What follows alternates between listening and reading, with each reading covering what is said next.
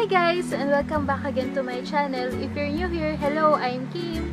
And don't forget to click the subscribe button below and let's be friends. So, before tayo mag-start guys, gusto ko lang sabihin sa inyo na kung may naririnig kayo na electric fan, sorry. At kung may naririnig din kayo na ulan, pasensya na dahil sobrang init at hindi ko kaya At hindi ko kaya na walang electric fan, kaya sana pagbigyan nyo na ako doon. So yan guys. And for this video, gagawa ako ng review ng Etude House Dear Darling Tint. Ito siya guys. Yan.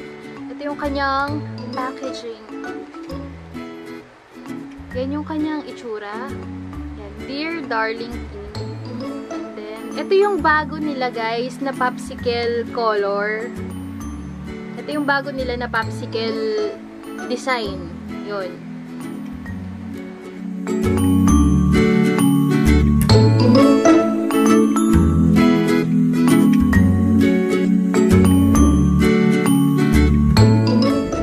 nakuha ko to sa isang shop. Online shop siya, yun.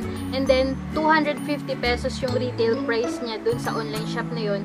And, I think, wala pa siya dito sa lahat ng Etude House. Dito sa Philippines. Alam ko sa Korea, Etude House. Yung Etude House Global.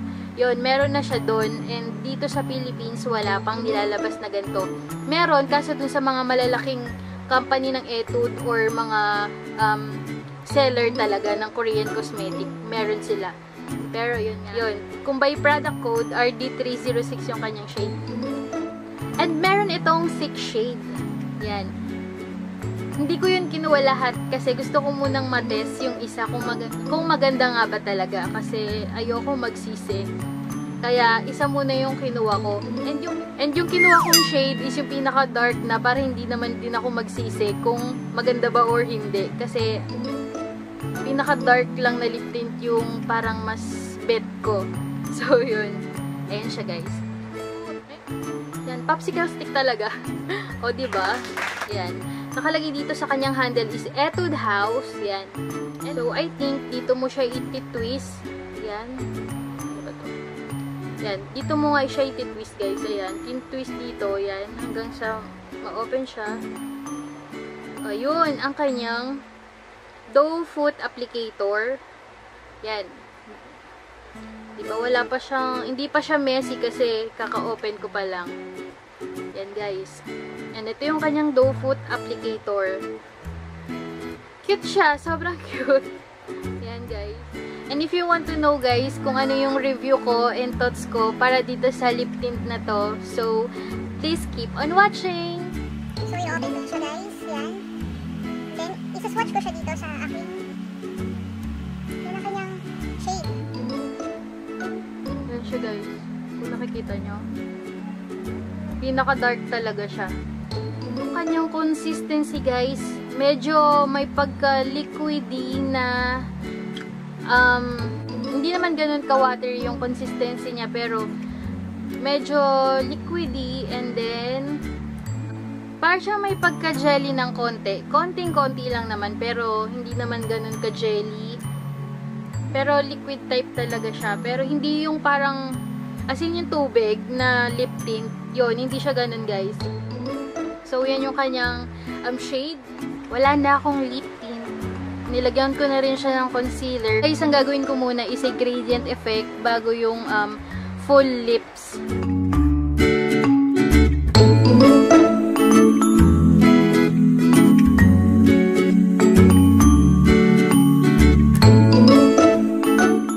Bet ko yung kulay niya. Ang ganda ng kulay.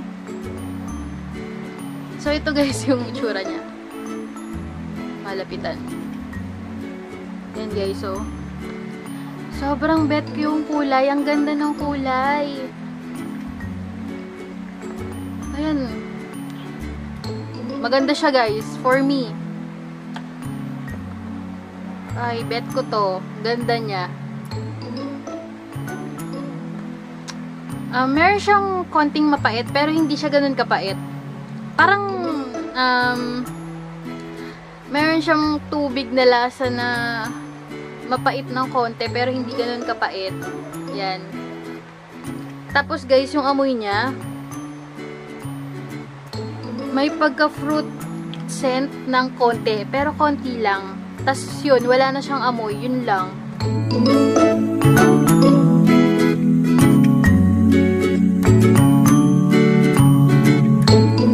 Yan yung kanyang shade. Ito na yung pinaka-dark na shade sa kanila. So, itatry ko naman siya ng full shade sa lips ko. Oops, hindi tayo makita. So, yan.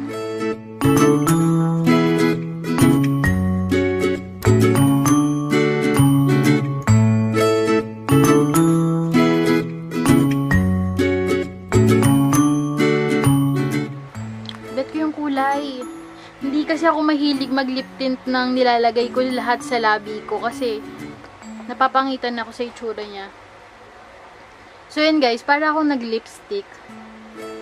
So, iaano ko siya ng para matanggal yung kanyang gloss. Yan guys, yung kanyang shade. Yan na yung pinaka-dark. So, para na rin ako nag-lipstick na may pagka-tint. And natural color lang siya. So, yan guys. Pero mas maganda siya if gradient effect lang. Kung talagang dun lang, kasi yung mga ginagawa lang sa lip tint, yung dito lang sa gitna nyo lalagyan, tapos ikakalat nyo lang siya. So yun guys, yung swatch nung Etude House popsicle design na lip tint sa lips ko. And tinanggal ko siya, yan o. Tinanggal ko lahat nung tint kasi ayoko ng full na lip tint sa labi ko. If magpo-full ako, mas gusto ko pang mag-lipstick na lang kasi yung tint, ginagawa ko talaga siyang gradient effect. Hindi ko siya ginagawang pang full lips. So, tinanggal ko siya guys. And yan yung nakita nyo. Yan. Nag-iwan siya ng tint. So, tingin ko dito, long-lasting siya. And nagtatagal talaga siya. Kasi, ayan o, may tint pa rin ako. And maganda pa yung coverage ng tint. Yan. So, super thumbs up ako sa kanya. Tomorrow, gagamitin ko ulit to and i-review ko siya para sa inyo kung tatagal ba siya or hindi. Kapag kumain ako, uminom ako ng tubig, and sasabihin ko sa inyo yung buong thoughts ko para dito sa Etude House Dear Darling Tint. So, yan guys. So, sasabihin ko sa inyo ngayon kung ano yung mga napansin ko dito sa Etude House Dear Darling Tint. Unang-una, thumbs up ako sa packaging niya kasi sobrang cute. Yan. Sobrang, alam mo, pag nagko-collection ka ng mga tint, sobrang magugustuhan mo siyang i-collect kasi ang cute ng packaging niya. Pangalawa, yung consistency niya is okay lang, hindi watery. Maganda siya para sa akin. Nung unang apply ko, na-amaze ako kasi yung shade niya is perfect na perfect talaga para sa akin. Kasi gustong-gusto ko yung mga ganun na shade na mga dark. Yun. And then, yung kanyang lasa, meron siyang konting bitterness, pero okay na okay lang yun sa akin. And then, ano pa ba? Yung amoy niya, wala, hindi ako nababother sa amoy niya kasi okay naman yung amoy niya. May fruity scent na konti, pero yun lang. Wala nang iba. Okay naman siya. Overall, gustong-gusto ko siya. Para sa akin, 5/5 yung rate niya sa akin ngayon. Sobrang gusto ko siya, sobrang gusto ko yung shade, and sobrang thumbs up ako sa kanya.